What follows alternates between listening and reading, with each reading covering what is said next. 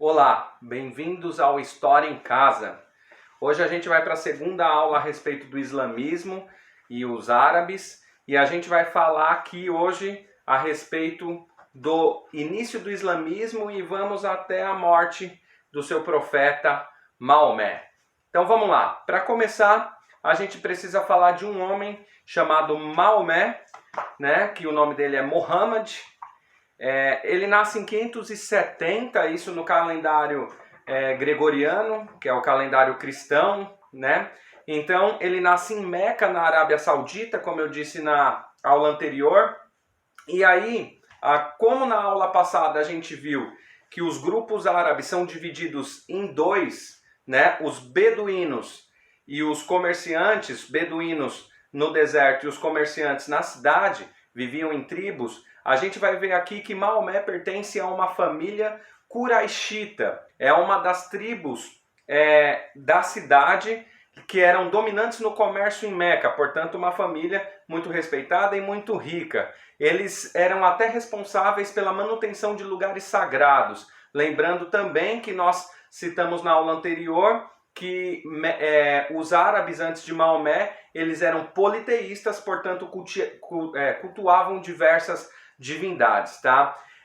Maomé, ele fica órfão ainda antes de nascer, de pai. Aos 6 anos de idade fica órfão de mãe e vai ser criado pelos seus parentes, pelos seus familiares. Muito jovem ainda vai trabalhar como caravaneiro, condutor de caravanas, portanto, recebendo turistas e fazendo visitas a diversos lugares, junto com seu tio, e ele vai chegar a conhecer a Síria, né, fazendo se deslocando dessas regiões da Arábia Saudita até a Síria, e com isso ele vai ter contato com duas religiões monoteístas que já existiam na época, o judaísmo e o cristianismo. Lembrando, ambas abraâmicas, portanto, ambas da linhagem do patriarca Abraão, tá certo?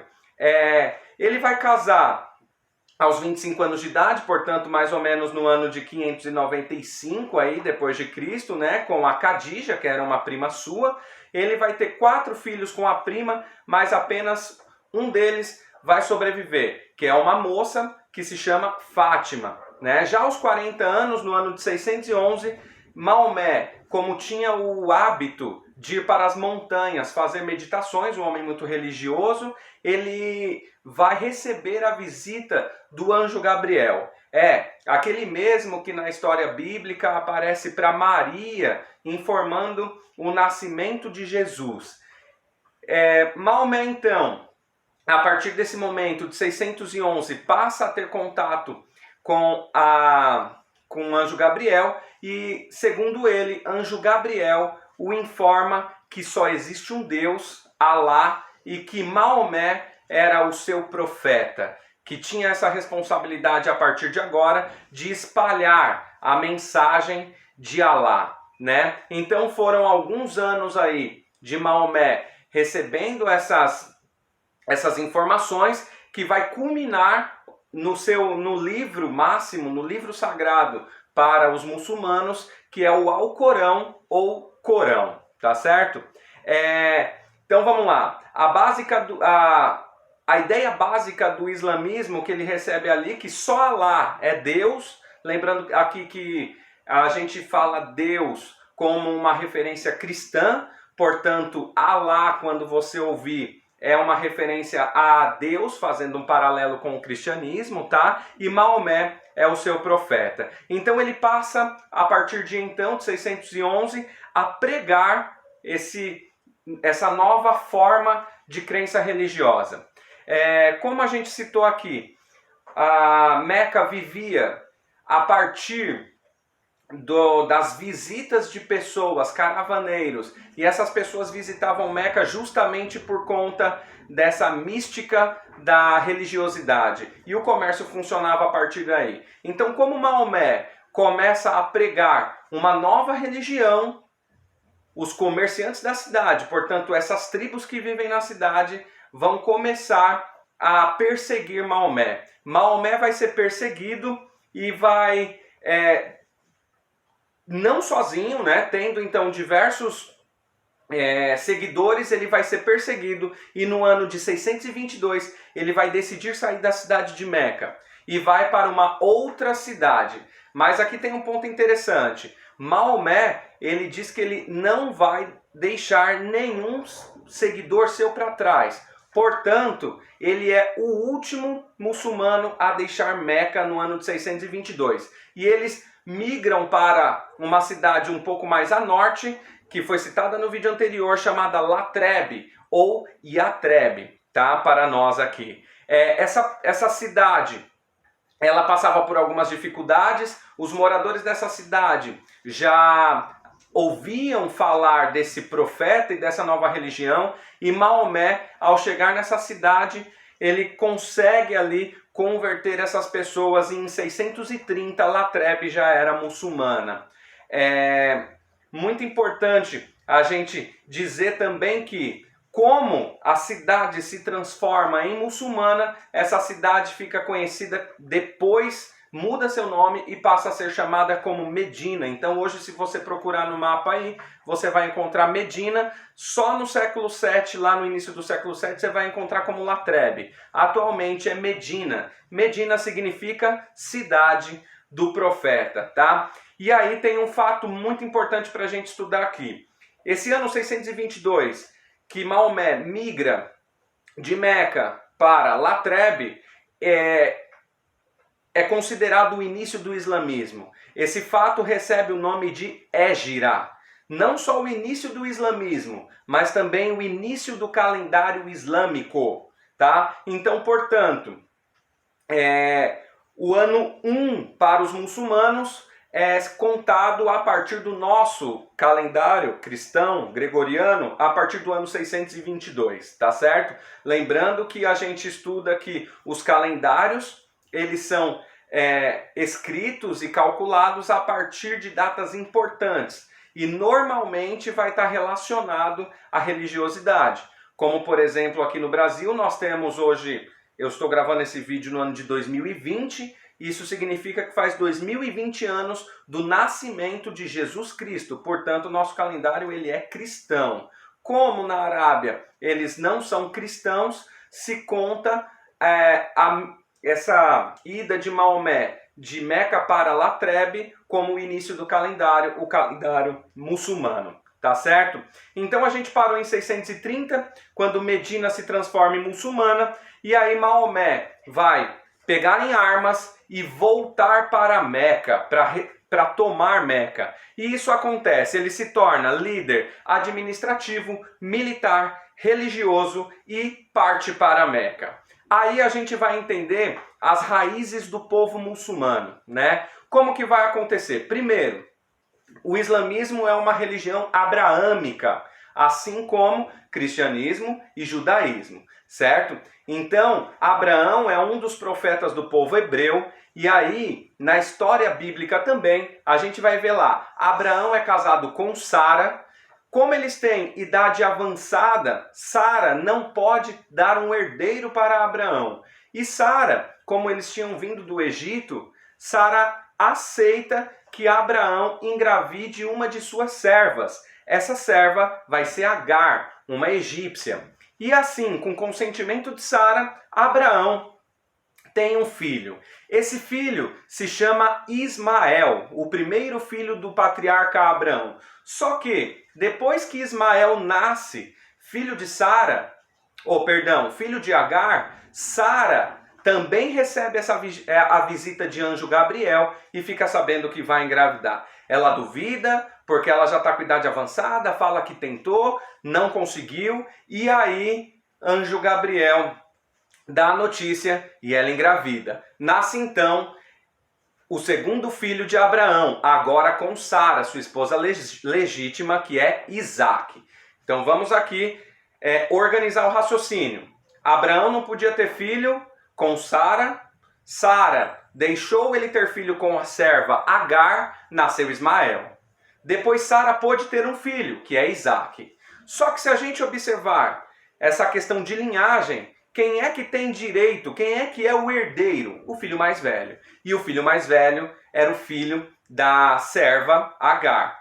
Então Sara conversa com Abraão para que seu filho Isaque seja o herdeiro de tudo conquistado por Abraão e todos os feitos de Abraão. E aí Abraão decide pegar Agar, a serva de Sara, levar ao deserto junto com seu filho Ismael e deixar numa parada de caravanas, abandonados no deserto. Sara fica desesperada, ela tem alguns mantimentos, só que o mantimento vai acabando. Quando a água começa a acabar, ela entra em desespero. Seu filho Ismael arrasta o calcanhar no chão e dali começa a brotar água.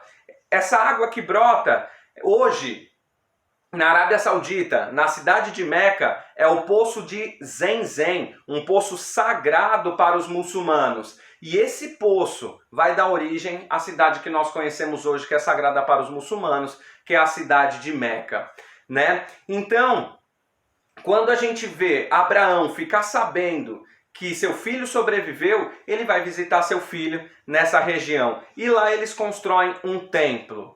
Esse templo é o templo mais sagrado para os muçulmanos até hoje. Ele se chama Kaaba. Ele fica na cidade de Meca. Mais para frente a gente vai falar um pouco mais dos pilares do islamismo e vocês vão ver que um ponto dos pilares todo muçulmano deve ir ao menos uma vez na vida visitar ou peregrinar a Meca e visitar a Kaaba. E aí, claro, essa visitação, depois as pessoas vão no poço de Zemzem, vão até Latreb, que não fica tão distante dali, e fazem todo esse percurso que Abraão fez. Tá certo? Agora, uma outra coisa. Nesse templo, na lateralzinha, fica uma pedra chamada Pedra Negra, né? Acredita-se que essa pedra, ela mede a bondade humana e ela tá negra porque o ser humano ainda está impuro, tá? Então essa visitação a Meca, a tentativa de melhorar o ser humano e transformá-la, a pedra, em uma pedra límpida, e aí sim a humanidade estará boa.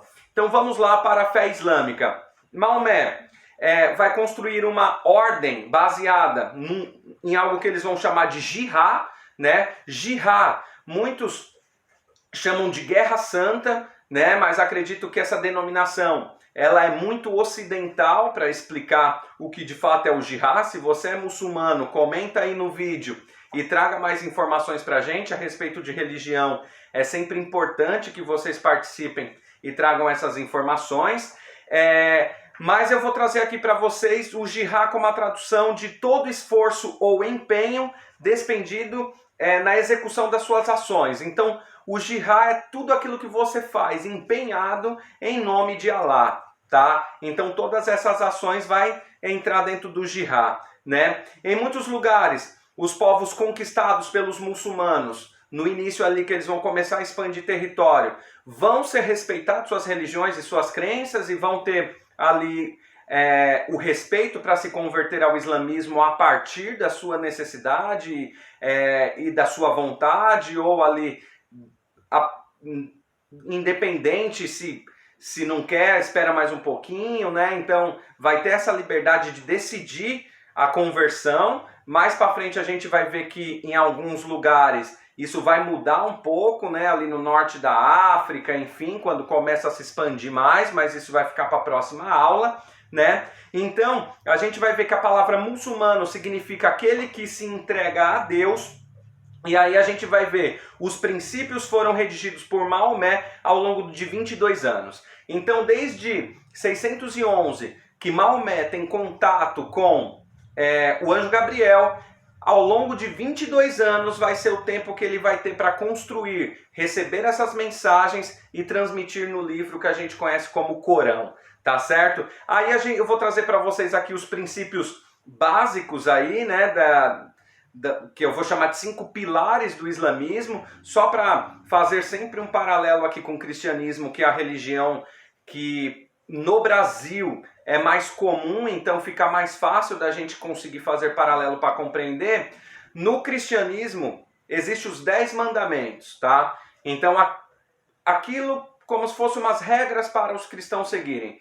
Para o islamismo existem 5 pilares, que a gente pode colocar como paralelo a esses 10 mandamentos aí. Então, primeiro, acreditar só em Alá, tá? Que aí pode ser um paralelo ao amar Deus sobre todas as coisas, né? Então, colocar só um Deus aí.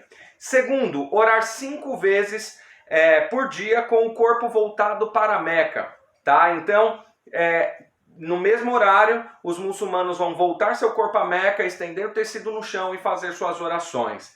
Terceiro, dar esmolas aos necessitados, então sempre auxiliar, né? Então, quarto, peregrinar a Meca ao menos uma vez na vida, como eu citei anteriormente.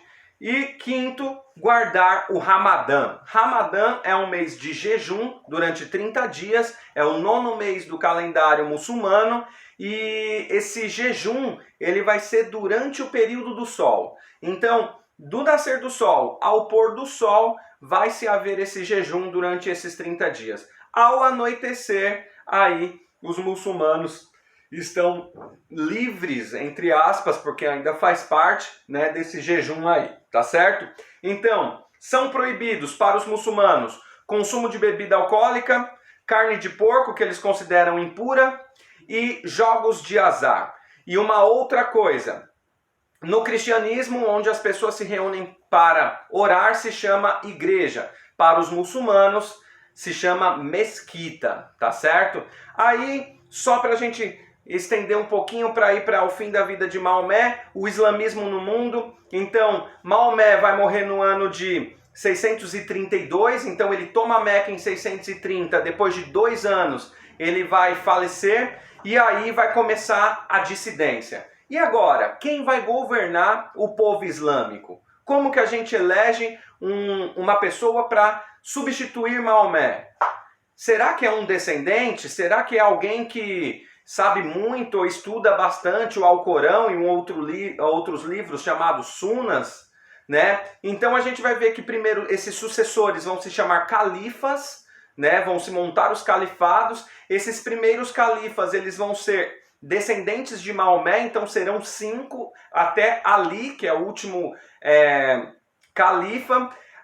Vou tocar num assunto aqui que a gente vai falar um pouco mais para frente, que dentro dessa expansão do islamismo, eles vão chegar a tomar Jerusalém. Essa tomada de Jerusalém, a gente vai ver uma aula que vai se chamar Guerra Santa, né? Então os cristãos vão tentar expulsar os muçulmanos de Jerusalém, porque é um lugar sagrado ali para os cristãos, né? Onde que está o sepulcro de Jesus. Então os muçulmanos vão tomar essa região, e aí a gente vai ver essas dissidências. Ali, o último califa vai disputar com Moaia, que é um seguidor do islamismo, mas não é descendente de Maomé. E aí, cabe a gente a pensar, será que tem mais descendentes de Maomé ou pessoas que são islâmicas ou muçulmanas que são conhecedores da palavra? Logicamente, existem mais seguidores conhecedores da palavra do que descendentes de Maomé. Então, a partir de Ali, os novos califas já não são mais da linhagem de Maomé. E aí a gente vai ver que formam 2 grupos. Os xiitas, que acreditam que para ser califa tem que ser consanguíneo de Maomé, e os sunitas, que para ser califa tem que ser conhecedor da palavra, que vai estar no Alcorão e nas Sunas. Moaia vence essa disputa dessa dissidência, e aí os sunitas, desde então, vão ser os governantes e líderes religiosos dessa religião, tá certo? Pessoal, nós vamos ficando por aqui. Na próxima aula a gente tem mais um pouquinho do islamismo e eu aguardo vocês lá. Até!